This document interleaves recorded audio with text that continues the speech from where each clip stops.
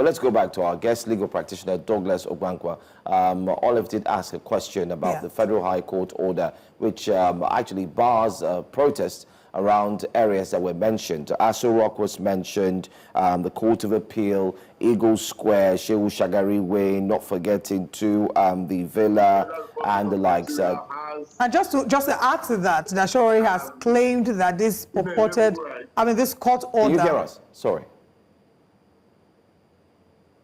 Mr. Ogbankwa, can you hear us? Can you hear me now? Yes, we can hear you. I said just to add to what my colleague has said earlier. While there is... To answer your question... Yes, just to also add, I wanted to add to give you a bit of context. I wanted to add that Mr. Sowore has said that this court order was gotten in chambers. Right to protest.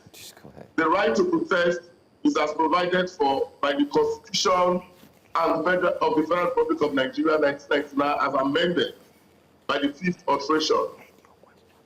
In order for us to situate this matter properly, I would refer copiously to the Constitution itself. Every citizen of Nigeria has a right to peaceful assembly. If I may quote section 40 of the Constitution, every person shall be entitled to assemble freely and associate with other persons, and in particular, he may form or belong to any political party, trade union, or any other association for the protection of his interests. So, Omoyele Sowore and his people, they have a right, according to the Constitution, to protest. That right is donated by the Constitution, and the right is an inviolable right. Now, if we were to look at the issues the way they are, it is important for us to recognize that the agitation for the release of Nnamdi Kanu, to look at it from the whole gamut of the issues that happen in Nigeria, that agitation is actually one that should be commended, because Nnamdi Kanu is being held, despite the fact that a lot of criminals have been recently released, including kidnappers, alleged drug peddlers, and all that. And of all the agitators in Nigeria, of all the regions in Nigeria, it is only Nnamdi Kanu of the service that is still being held. We saw in the news at that time when bandits showed up to a meeting with government officials carrying cartridges. Now I wonder why this Nigerian police is not going to get an order to get those guns seized or stop those people from doing what they are doing. As I talk to you, those people, they've not been arrested, they are not being charged. So is it that in this country we have one country and two laws? We have seen on the television where some militants in the Niger Delta will brandish AK-47 threatening citizens. They've not been arrested. They've not been charged.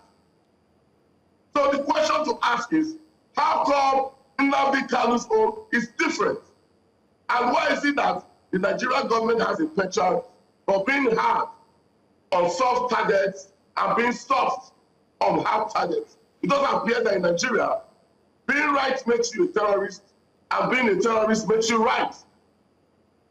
All right, just to mention a quick update that we have here.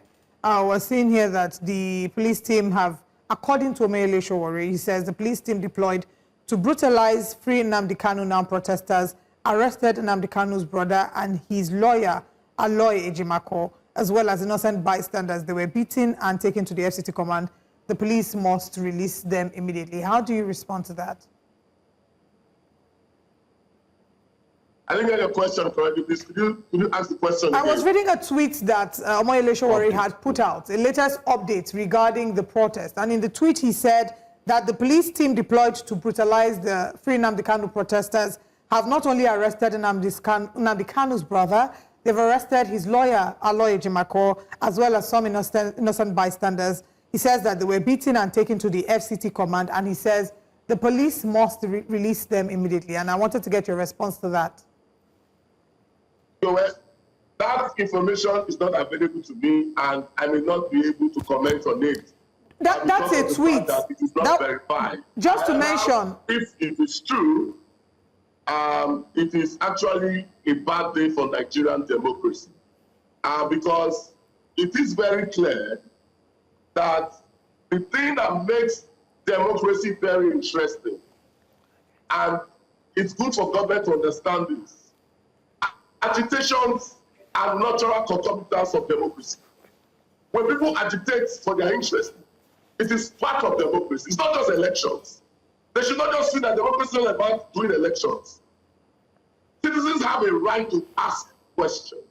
They have a right to demand, to make demands, and to ask that persons like Nnamdi Kanu, who have been arrested, and Nigerians need to know this. Nnamdi Kanu was brought to this country, he was kidnapped. Are you there, Mr. Ogbankwa, are you there? All right, we seem to have a little connectivity challenges there with our guest who's joined us to talk about the ongoing protest which has started. But we do have an update from the X account of 2023 presidential candidate and the African Action Congress person who is Omoyele Sowore, who has put out a tweet to state clearly that the brother of Nnamdi Kanu has been arrested by the police, and a few persons who did come out to join the protest have equally been apprehended.